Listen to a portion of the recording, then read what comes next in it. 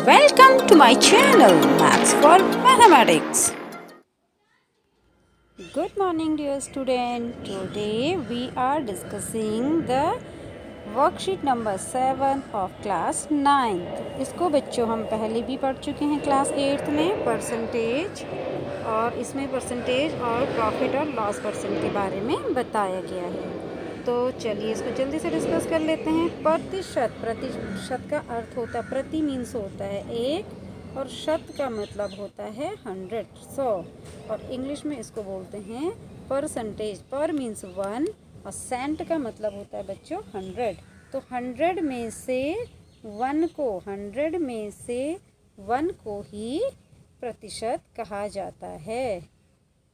तो अब इतना लंबा चौड़ा हम कितनी बार बोलेंगे कि 100 में से 1, 100 में से 1, तो हम इसको क्या कह देते हैं, प्रतिशत। और ये जो चिन्ह होता है बच्चों, इस तरीके से चिन्ह, इसका अर्थ होता है 1/100। और देखो अगर हमने फ्रैक्शन भी पढ़ी हैं, तो अगर हम 100 किसी चीज़ के 100 पार्ट्स करते हैं, उनमें से 1 ले लेते हैं, इसको 1/100 कहते हैं। तो परसेंटेज, फ्रैक्शन और डेसिमल, ये सारी एक ही चीज़ें होती हैं। ये एक लैटिन भाषा का वर्ड है परसेंटम, वहाँ से बच्चों परसेंट ले रखा है। तो प्रतिशत ज्ञात करना। अब देखिए यहाँ पर भी 1%, इसको कहते हैं हम प्रतिशत ज्ञात करने के लिए हम क्या कहेंगे, अगर देखो कोई 100 में से अगर हमने 10 रुपीज़ लिए, तो 200 में से कितने ले लेंगे, 20, 300 में से 30, 400 में से 40 ले लेंगे, 500 में से 50। तो इसी तरीके से हम 100 में से कितना हमने ले लिया उसको हम कहेंगे प्रतिशत। अगर हमने 100 में से 10 लिया है तो हम इसको कहेंगे 10%। अगर हम इस कहेंगे 200 में से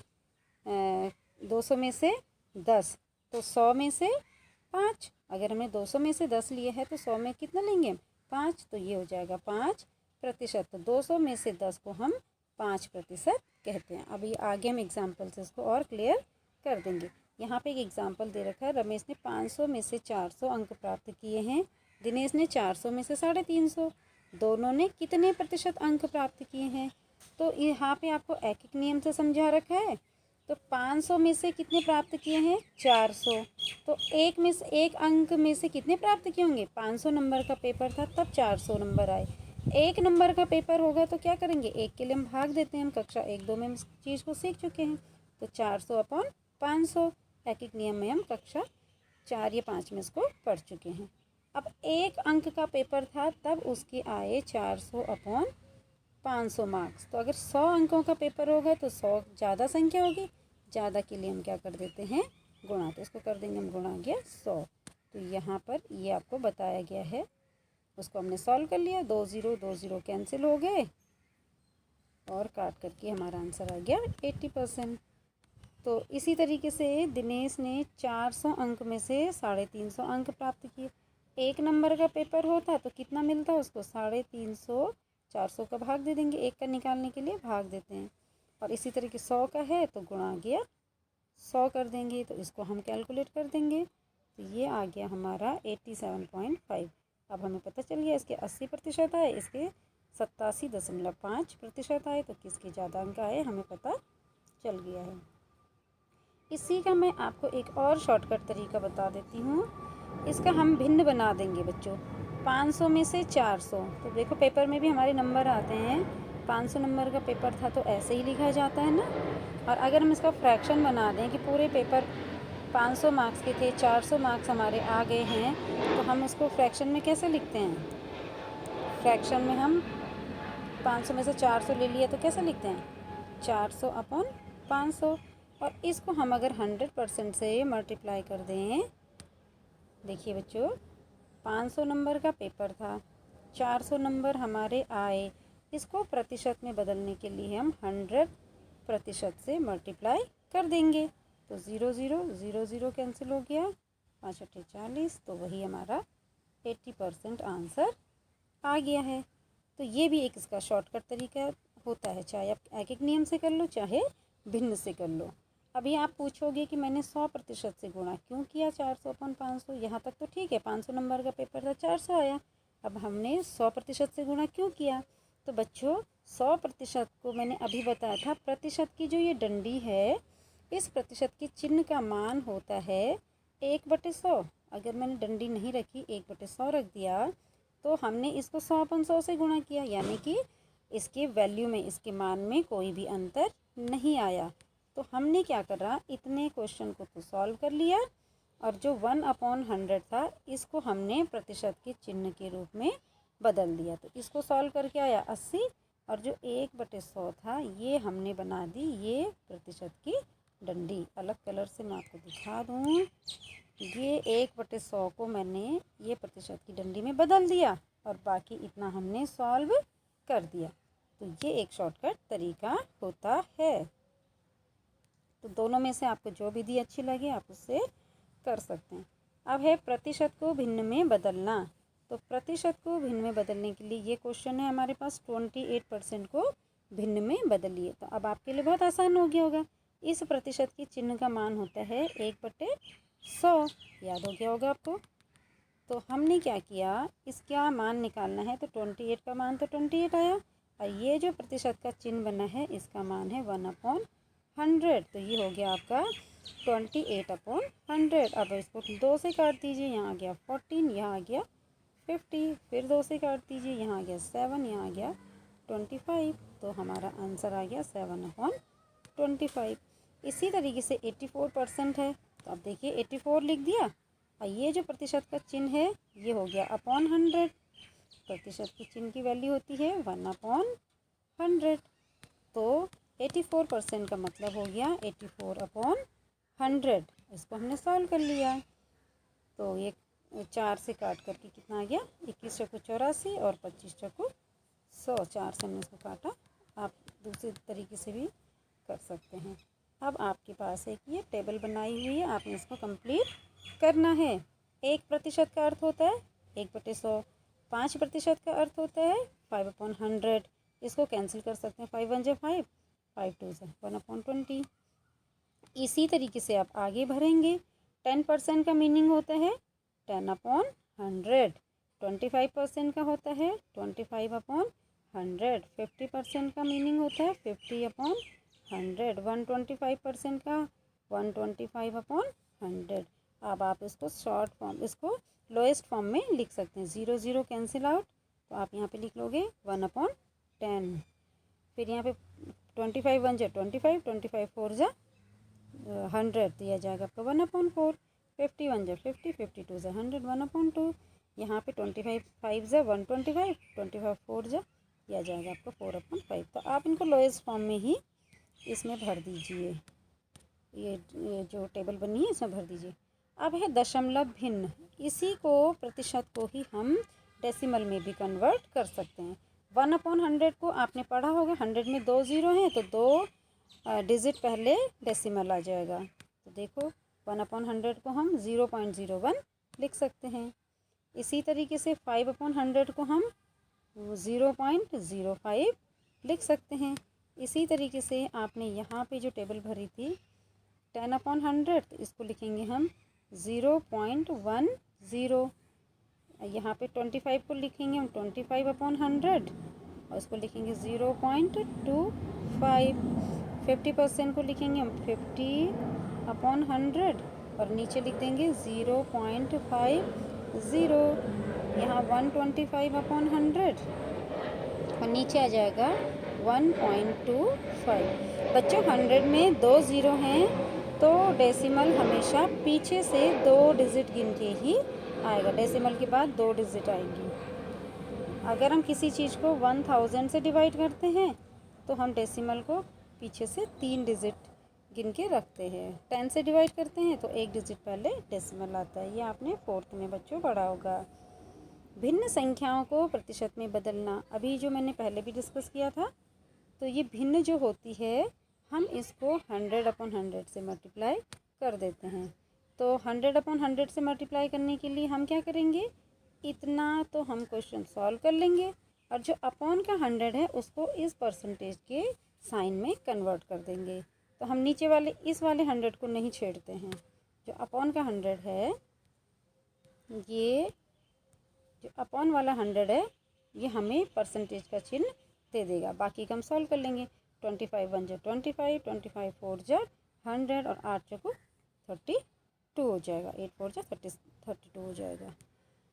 इसी तरीके से 5/18 एक फ्रैक्शन है, इसको हमने परसेंटेज में कन्वर्ट करना है। तो हमने 5/18 को 100/100 से मल्टीप्लाई कर दिया है। तो 100/100 से मल्टीप्लाई करने से बच्चों किसी भी फ्रैक्शन की वैल्यू में कोई चेंज नहीं आता है, क्योंकि ये कैंसिल हो गया। तो इसकी वैल्यू 5/18 ही थी। अब हमने क्या करा, कैंसिल नहीं करना है। जो हमें अपॉन वाला 100 है ये हमने परसेंटेज के साइन में कन्वर्ट कर देना है, क्योंकि हमें पता है 1/100 इज इक्वल टू परसेंटेज। तो अब बाकी का हमने इतना क्वेश्चन क्या कर देना बच्चों, सॉल्व कर देना है। अच्छा, तो ये हमारा सॉल्व करने के बाद आ गया है, हमारा आ गया है ये 250/9। और ये देखो 1/100 हमने अलग रखा था, उसको हमने इस परसेंटेज के साइन में कन्वर्ट कर दिया है। तो आपने बस एक बात याद रखनी है, किसी फ्रैक्शन को परसेंटेज में कन्वर्ट करने के लिए उस फ्रैक्शन को हम 100/100 से मल्टीप्लाई कर देंगे और नीचे वाला 100 छोड़ देंगे, बाकी को हम सॉल्व कर लेंगे और 1/100 को परसेंटेज के साइन में कन्वर्ट कर देंगे। इसमें एक बार फिर से देखिए 1/4 ये कोई फ्रैक्शन है इंटू 100/100। अब ये जो नीचे वाला अपॉन 100 है इसको हमने छोड़ देना है, बाकी का हम इतना सॉल्व कर लेंगे। तो 4 1 जा 4, 25 4 जा 100, तो ये आ जाएगा आपका 25/100। अब ये जो अपॉन 100 है ये बन जाएगा परसेंटेज का साइन, तो हमारा आंसर आ जाएगा 25%। तो 1/4 तो हो गया आपका 25%, इधर है 28%, तो यहाँ पे आ जाएगा ग्रेटर का साइन। तो हम यहाँ पे ये वाला साइन भर देंगे। 1/20 को सॉल्व कीजिए। 1/20 इंटू 100/100, ये वाला 100 हमने परसेंटेज के साइन में कन्वर्ट करना है। तो बाकी काटिए 21 जा 20, 25 जा, तो ये हो गया आपका 5%। क्या जाएगा ना 5/100 5%, और इधर भी है 5%, तो यहाँ पे इक्वल का साइन आ जाएगा। 1/2 को परसेंट में कन्वर्ट करिए। 1/2 again rule is same, into 100/100। नीचे वाले 100 को बचा के रखिए साइन ऑफ परसेंटेज बनाने के लिए, बाकी का सॉल्व करिए। 2 52 जा 100, ये 50/100 हो गया। तो 50/100 का मीनिंग होता है 50%। तो ये भी इक्वल आ गया, इक्वल का साइन हो जाएगा। विद्या ने कक्षा 9 में 600 में से 410 अंक प्राप्त किए हैं। तो विद्या ने कितने प्रतिशत अंक प्राप्त किए हैं, तो पहले इसके बना लीजिए फ्रैक्शन। कितने नंबर का पेपर था, 600, कितने आए विद्या के, 410, बन गई फ्रैक्शन। इसको मल्टीप्लाई कर दो 100/100 से। अगेन रूल इज सेम, नीचे वाले 100 को बचा के रखो, बाकी को सॉल्व कर लो। 6 से इसको कैंसिल करो, 6 से 120 नहीं जाएगा तो 3 जा कर लो, 2 0 5, तो ये आ जाएगा आपका, डेसिमल में कन्वर्ट कर लो। 6 जा 2, 8 जा 0.3, 60.3 आ जाएगा। इसके बाद चलते हैं हम वृद्धि प्रतिशत और ह्रास प्रतिशत। वृद्धि का अर्थ होता है बढ़ना, ह्रास का अर्थ होता है कमी। तो इसमें एक एग्जाम्पल आपको दिया हुआ है, यदि पेट्रोल का मूल्य 60 रुपये प्रति लीटर से बढ़कर 75 रुपये हो जाता है तो कितना बढ़ गया, 75 minus 60 that is equal to 15। तो 15 रुपीज़ में बढ़ गया, लेकिन इसको पूछा है कितनी प्रतिशत वृद्धि हुई है, ये नहीं पूछा है कितने रुपए बढ़ गया, प्रतिशत वृद्धि हुई है। तो प्रतिशत वृद्धि माने अगर वो 100 रुपये का होता तो कितना बढ़ता, 60 रुपये का पेट्रोल है, 75 रुपये बढ़ गया तो 15 रुपये बढ़ा। लेकिन अगर वो 60 का ना हो कि 100 होता तब कितना बढ़ता, यानी इसको परसेंटेज में कन्वर्ट करना है। तो हम क्या करेंगे, इसके लिए एक फॉर्मूला होता है वृद्धि प्रतिशत, इसको लाभ प्रतिशत भी लिखा होता है कई बुक्स में। तो वृद्धि प्रतिशत बराबर होता है वृद्धि गुणा गया 100 अपॉन मूल मूल्य यानी कि इसका शुरू में जितना पैसे मूल्य था। तो कितनी रुपए बढ़ा उसमें पेट्रोल 15। शुरू में पेट्रोल कितने रुपए का था 60 और गुणा गया 100%। बच्चों ये फार्मूला होता है, इसको हम सिंपल सॉल्व कर सकते हैं। 15 एकम 15, 15 चौको 60, 4 एकम 4, 25 चौको 100। तो आंसर इज़ 25%। तो ये आपको एग्जाम्पल समझने के लिए दे रखा है। You can understand the example. इसी तरीके से जहाँ पे कमी होती है तो वहाँ पे वृद्धि की जगह ह्रास या कमी लिख दी जाती है। बाकी का फॉर्मूला वही है बच्चों। इसमें ये ध्यान रखना है कि नीचे जो उसकी शुरुआत की जो क्रय मूल्य या मूल मूल्य होता है ये अपॉन में यही आता है। ये इसलिए आता है क्योंकि हमने कितने रुपए पे कमी हो रखी है ये निकालना है। अब आता है बट्टा। बट्टा को इंग्लिश में बोलते हैं डिस्काउंट। तो डिस्काउंट माने हमें कभी कभी छूट मिलती है तो उसी छूट को हम बट्टा कहते हैं मैथ्स की लैंग्वेज में। तो अंकित मूल्य माइनस विक्रय मूल्य। अब अंकित मूल्य क्या होती है? जब आप मार्केट में कोई चीज़ ख़रीदने जाते हो, मान लीजिए कि आप एक शर्ट ख़रीदने गए मार्केट में और उस शर्ट का कुछ कीमत लिखी हुई थी उसमें, ठीक है, उसमें लिखा है 500 रुपया। उसके बाद उसने एक टैग इसमें चिपका दिया 20% की डिस्काउंट छूट। तो हमें उसके 500 रुपये नहीं देने होते हैं, कुछ कम देना होता है। 500 रुपया उसका हो जाएगा आपका MRP अंकित मूल्य जो उस पर लिखा हुआ है। हम लोग 500 रुपये देखते हैं, फिर 500 रुपये का हम 20% कैलकुलेट करते हैं। अब आपको आ गया 20% कैलकुलेट करना। 500 गुणा गया 20 अपॉन 100। 0 0 0 0 cancel out. कितना हो गया 100। तो हम उसको देंगे 400 रुपये। 100 रुपये की हमें छूट मिल गई। इसी को बट्टा कहते हैं बच्चों। तो इसमें एक एग्जाम्पल आपको दे रखा है। किसी वस्तु का अंकित मूल्य 100 रुपये है, विक्रय मूल्य 80 रुपये है, तो उसका बट्टा प्रतिशत ज्ञात कीजिए। तो बट्टा हो जाएगा, बट्टा मीन्स डिस्काउंट। तो MRP क्योंकि हमें नहीं पता उसने कितने में ख़रीदा, लेकिन टैग जितना चिपकाया होगा वो हम पढ़ लेते हैं। तो MRP में से उसका विक्रय मूल्य मीन्स उसने कितने रुपए में बेची हो। तो हमें उसका क्रय मूल्य तो नहीं पता है, लेकिन हमने कितने पैसे चुकाए उस शर्ट को ख़रीदने के लिए, वो तो विक्रय मूल्य हो गया। उसने उस पर टैग कितने का लगाया था वो क्रय मूल्य हो गया। जैसे इस वाले एग्जाम्पल में अंकित मूल्य था 500 रुपया और हमने उसको दिया 400 रुपया, तो कितने का डिस्काउंट हमको मिला? 100 रुपये की हमको छूट मिली। इसी तरीके से हम ये निकालते हैं। फिर डिस्काउंट को परसेंटेज में कन्वर्ट करना है। तो हमें ये तो नहीं मालूम होता कि उसने कितने की वो शर्ट ख़रीदी थी, लेकिन ये पता होता है कि उसमें कितने का टैग लगा हुआ था। उसी को हम MRP कहते हैं। इसीलिए बच्चों हम डिस्काउंट को MRP पे निकालते हैं, क्योंकि हमें शॉपकीपर ये थोड़े ना बताते कि उन्होंने वो चीज़ कितने की ली है। हम तो सिर्फ उसके ऊपर जो उन्होंने टैग चिपकाया होता है उसमें उन्होंने जो लिखा होता है उसी को पढ़ पाते हैं। तो हम अंकित मूल्य पे ही डिस्काउंट को निकालते हैं। तो इसीलिए बच्चों जो डिस्काउंट का जो फार्मूला होता है, हमें कितनी छूट मिली और कितना उसमें अंकित मूल्य था वहाँ से निकालते। जैसे इस वाले एग्जाम्पल पे हमने छूट ली 100 रुपये की, अंकित मूल्य था 500 रुपया और गुणा गया 100%। तो ये हमारा फार्मूला बन जाएगा। उसको हम सॉल्व कर लेते हैं। और ये जो आपको यहाँ पे वर्कशीट में एग्जाम्पल दे रखा है, इसमें उसका अंकित मूल्य है 100 रुपया और विक्रय मूल्य है 80 रुपया। तो 100 रुपये की चीज़ को 80 रुपये में बेचा तो छूट कितनी मिली? 20 रुपीज़ की। तो अब हम इस फॉर्मूले में इस वैल्यू को रखते हैं। तो बट्टा की जगह रख दिया 20, अंकित मूल्य था 100 गुणा गया 100%।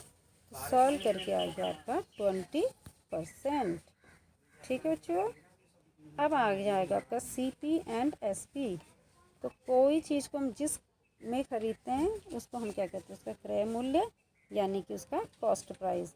और जितने में हम उसको बेचते हैं उसको कहेंगे विक्रय मूल्य यानी कि सेलिंग प्राइस। सेलिंग प्राइस को इन शॉर्ट में SP लिख सकते हैं। तो किसी वस्तु को बेचकर लाभ या हानि हुआ यह क्रय मूल्य से निर्धारित किया जा सकता है। यदि हम किसी चीज़ को सस्ता खरीद के महंगा बेचेंगे तो हमें क्या होगा? लाभ यानी कि प्रॉफिट। और किसी चीज़ को हमने महंगा खरीदा और सस्ता बेचा है तब हमें क्या हो सकती है? हानि हो सकती है। तो इसमें आपने ये कुछ एग्जाम्पल्स दे रखे हैं इनको आप स्वयं से देखिए, इसमें प्रॉफिट हो रहा है या लाभ हानि हो रही है। 15 रुपये में पेन खरीदा, 10 रुपये में बेच दिया, तो आप खुद ही समझ जाओगे इसमें क्या हो रही है, हानि हो रही है, लॉस हो रहा है। एक साइकिल का मूल्य 1500 है, उसको 2200 में बेचा है, तो आपको पता चल रहा है कि विक्रय मूल्य यानी एसपी ज़्यादा है, तो उसको क्या हो रहा है, यहाँ पे लाभ यानी कि प्रॉफिट हो रहा है। अगला देखिए, एक पुस्तक उसने 70 रुपये में बेची और 70 ही रुपये में खरीदी, तो उसको ना तो क्या हुआ, ना उसको लाभ हुआ और ना ही उसको हानि हुई है। उसको लाभ या हानि दोनों में से कुछ नहीं हुआ, नो प्रॉफिट नो लॉस। अब ये इसको भी हम लाभ प्रतिशत या हानि प्रतिशत, तो बच्चों ये प्रॉफिट और लॉस परसेंट कौन निकालेगा, ये दुकानदार निकालेगा कि भाई मैंने ये चीज़ इतने में खरीदी, इतने में बेची, मुझे लाभ हुआ या हानि हुई है। अब दुकानदार जो निकालेगा तो उसको तो पता है कि मैंने कितने की ये चीज़ खरीदी थी, उसको तो अपना क्रय मूल्य पता है। इसलिए बच्चों लाभ प्रतिशत और हानि प्रतिशत हमेशा किस पे निकाला जाता है, क्रय मूल्य पे। क्यों निकाला जाता है क्रय मूल्य पे, क्योंकि उसको तो दुकानदार निकालता है कि मुझे इस सामान को बेच के फ़ायदा हुआ है या मुझे इस सामान को बेच के नुकसान हुआ है, फ़ायदा हुआ है, तो 100 में से कितना फ़ायदा हुआ, उसी को बच्चों हम लाभ प्रतिशत कह देते हैं। तो उसमें देखो, उसने जितना भी फ़ायदा कमाया होता है उसको ऊपर रख लेते हैं अंश में, और जितने उसने पैसे में वो चीज़ खरीदी होती है उसको रख लेते हैं हर में सीपी, और इसको गुणा कर देता है दुकानदार 100% से, तो वो निकल जाएगा उस दुकानदार का प्रॉफिट परसेंट यानी कि लाभ प्रतिशत। इसी तरीके से हानि, अगर उसने कोई चीज़ महंगी खरीद के सस्ती में बेच दी तो उसको हानि होती है, तो वो हानि भी कितने रुपए की हानि हुई उसे पता होता है, और कितने की उसने खरीदी थी क्रय मूल्य पता होता है उसको। इसीलिए बच्चों लाभ प्रतिशत और हानि प्रतिशत हमेशा क्रय मूल्य पे ही निकाले जाते हैं, जबकि डिस्काउंट हमेशा एमआरपी पे निकाला जाता है। अब इसमें एक एग्जाम्पल आपको दे रखा है, एक खिलौना कार का क्रय मूल्य 450 है, तब विक्रय मूल्य 540 है, लाभ प्रतिशत ज्ञात कीजिए। तो अब उसने खरीदा 450 में, बेचा 540 में, आपको पता है उसने महंगा बेचा खरीद के सस्ता, तो हाँ उसको क्या होगा, फ़ायदा होगा। तो लाभ इज इक्वल टू हो जाएगा आपका SP माइनस CP, यानी कि selling price minus cost price, विक्रय मूल्य माइनस क्रय मूल्य। तो ये आ गया आपका 90 रुपये का उसने फ़ायदा उठाया है। अब उसने 90 रुपये का तो फ़ायदा लिया है, खरीदे कितने में थे वो 450 में, तो क्रय मूल्य इसका हो जाएगा 450, और इसको किससे गुणा कर देते हैं हम, 100% से। तो हाँ क्या ये हो गया, इसको उसने सॉल्व कर लिया, तो आप इसको कैंसिल आराम से कर सकते हो, 0 0 कैंसिल कर दीजिए। देखिए 90 का एक 0 काट दीजिए और 450 का एक 0 कैंसिल कर दीजिए, तो कितना बचा, 9 1 जा 9, 9 5 जा, और 5 से फिर 100 को काट दीजिए, 20 पंचे 100, 20% आपका आ गया है। इसके बाद हम जल्दी से देख लेते हैं अभ्यास प्रश्न। एक दुकानदार ने एक मेज 375 में खरीदी, 400 में बेच दी, उसका लाभ प्रतिशत क्या हो जाएगा, तो 400 में से 375 को घटा देंगे तो वो निकल जाएगा आपका लाभ। तो लाभ सबसे पहले हम लाभ निकालेंगे, लाभ इज इक्वल टू हो जाएगा 400 माइनस 375 दैट इज़ 25। अब खरीदी कितने में थी उसने मेज, 375 CP कॉस्ट प्राइस क्रय मूल्य, तो फॉर्मूला क्या बनेगा आपका, फॉर्मूला बन जाएगा आपका लाभ मने 25 अपॉन CP यानी कि 375 और गुणा गया 100%। आप इसको सॉल्व कर सकते हैं, 5 से काट लीजिए, 5 पंजे 25, 5 सत्ता 35, 5 पंजे 25, यहाँ जाएगा 5, यहाँ जाएगा 15, फिर 100 में 15 का भाग दे दीजिए, 5 3 15 जाएगा 20, 20/3, इसको आप 20/3 कह सकते हैं, या इसको दशमलव में बदल सकते हैं, 3 6 18। अब बच्चों अब नेक्स्ट क्वेश्चन हम डिस्कस कर लेते हैं। एक वस्तु को 20% की हानि उठाकर 120 में बेची गई है, उसका क्रय मूल्य ज्ञात कीजिए। तो अब देखिए, मान लीजिए कि उसका क्रय मूल्य x था और उसको हमने बेचा है 20% की हानि में, तो x में से हम x का 20% घटा देंगे, इतने रुपए में उसको बेचा होगा, तो तब कितने में बेचा उसको, 120 में। तो ये एक समीकरण बन गई है। अब इसको हम सॉल्व कर सकते हैं, 21 जा 20, 25 जा 100। तो हमारा जो क्वेश्चन था वो बन गया x minus x upon 5 is equal to 120। अब हम इस इक्वेशन को सॉल्व करके x की वैल्यू निकाल सकते हैं। तो आप इस इक्वेशन को कैसे सॉल्व कर सकते हैं? Our equation is x minus x upon 5 is equal to 120। तो इसको माइनस कर देंगे, 5 वन जा 5, 5 में से 1 गया, 4 upon 5x is equal to 120। अब हम क्रॉस मल्टीप्लाई कर देंगे तो x इज इक्वल टू आ जाएगा 120 मल्टीप्लाइड बाई 5 अपॉन 4। इसको हम सॉल्व कर लेते हैं, कैंसिल कर देते हैं। 4 वन जा 4, 4 3 ज़ा 12, 0 का 0। तो 30 into 5 this is equal to 150। तो 150 में बच्चों वो चीज़ खरीदी गई थी। तो ये हमारा इस वाले का सॉल्यूशन निकल गया, सेकंड वाले क्वेश्चन का। अब हम डिस्कस करते हैं सिंपल इंटरेस्ट यानी कि साधारण ब्याज। तो सिंपल इंटरेस्ट बच्चों, जब किसी चीज़ को हम बैंक में जमा करते हैं तो बैंक हमको बच्चों कुछ पैसा देता है। मान लीजिए मैंने बैंक में 100 रुपये जमा किया है, तो मैं बैंक में क्यों रखूँगी पैसा? क्योंकि मुझे कुछ फ़ायदा होगा। तो मैंने 100 रुपये जमा किया बैंक में, उस 100 रुपये को हम कहते हैं मूलधन यानी कि प्रिंसिपल। तो मूलधन मेरा था 100 रुपये, मूल मीन्स ओरिजिनल जो मेरा पैसा था। और मैं 1 साल के बाद गई तो बैंक ने मुझे 10 रुपया और दिया, तब मुझे 1 साल के बाद मिला है 110 रुपया। तो ये जो 10 रुपये मुझे बैंक ने अपनी तरफ से दिया है, इसको हम कहते हैं ब्याज, और इंग्लिश में कहते हैं इसको इंटरेस्ट।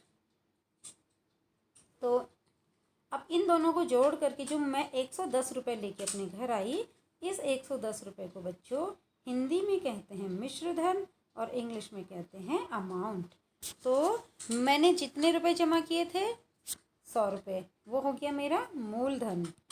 10 रुपये मुझे बैंक ने अपनी तरफ से दिए क्योंकि मैंने अपने 100 रुपये बैंक में रखे थे, तो ये हो गया बच्चों ब्याज। और दोनों को जोड़ने के बाद मूलधन प्लस ब्याज, इसको हम कहते हैं मिश्र धन यानी कि अमाउंट। तो आई थिंक आप तीनों चीज़ों को समझ गए होंगे।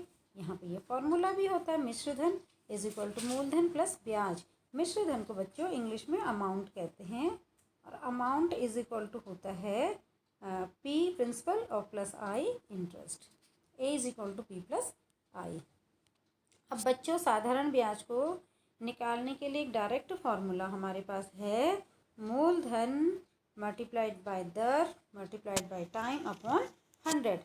कहीं कहीं पे आपको ये भी पढ़ाया जाता है simple interest, SI is equal to P into R into T upon 100। ये इंग्लिश में प्रिंसिपल रेट और टाइम को बताता है। तो PRT अपॉन 100 है, कुछ बुक्स में ये लिखा है, वो भी यही है, मूलधन गुणा दर गुणा समय बटे 100, ये भी एक ही बात है। तो आपको ये फार्मूला बच्चों याद रखना है कि साधारण ब्याज simple interest is equal to principal into rate into time upon 100, मूलधन गुणा दर गुणा समय बटे 100। और इंग्लिश में इसको कहते हैं principal multiplied by rate into time upon 100।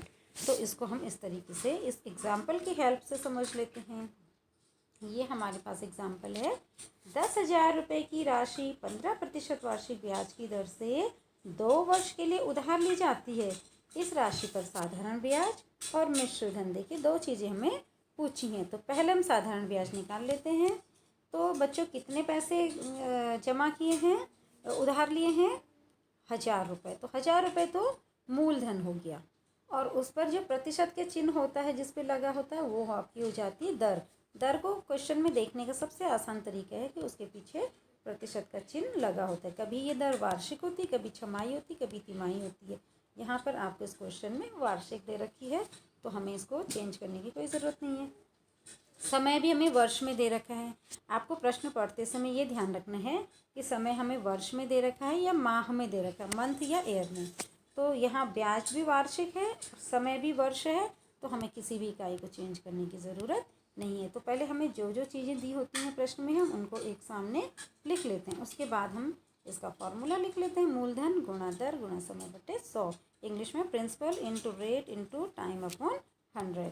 अब उसके बाद वैल्यूज़ पुट कर देते हैं, मूलधन की जगह 1,000 लिख दिया, दर की जगह 15 लिख दिया, समय की जगह 2 लिख दिया अपॉन 100। अब इसको सॉल्व कर लेंगे, 2 0 नीचे कैंसिल हो गए, 2 0 ऊपर की कैंसिल हो गए, तो हमारा बचा 15 2 जा 30 और 30 इंटू 100 3000। तो ये उसका ब्याज हो गया। अब आपको पता है इसमें हमें एक चीज़ और पूछी है, मिश्र धन यानी कि अमाउंट।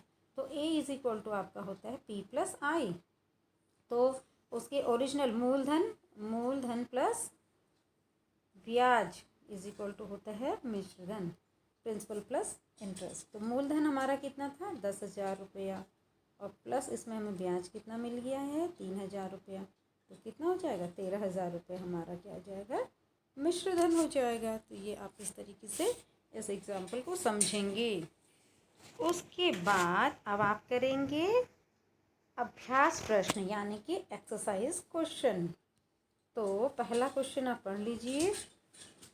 200 रुपये पर 4% ब्याज की दर से 3 वर्ष के बाद कितना साधारण ब्याज देना होगा। तो कितने रुपए थे 200। तो P इज इक्वल टू हो जाएगा मूलधन 200। R यानी कि रेट कितना हो जाएगा, दर भी इसको कहते हैं 4%। और समय कितना हो जाएगा आपका, समय यानी कि T, ये आपको दे रखा है 3 वर्ष। अब एक चीज़ और हमें चेक कर लेनी चाहिए कि ब्याज हमें वार्षिक दे रखा है और समय भी हमें वर्ष में ही दे रखा है, तो हमें कुछ भी नहीं चेंज करना। तो हम लगाएंगे SI is equal to P into R into T upon 100। अब P की जगह हम लिख देंगे 200 गुणा R की जगह रख देंगे 4। इसको थोड़ा सा बच्चों छोटा करके एक साइड में मैं लिख लेती हूँ, जगह कम हो रही है। SI is equal to P into R into T upon 100।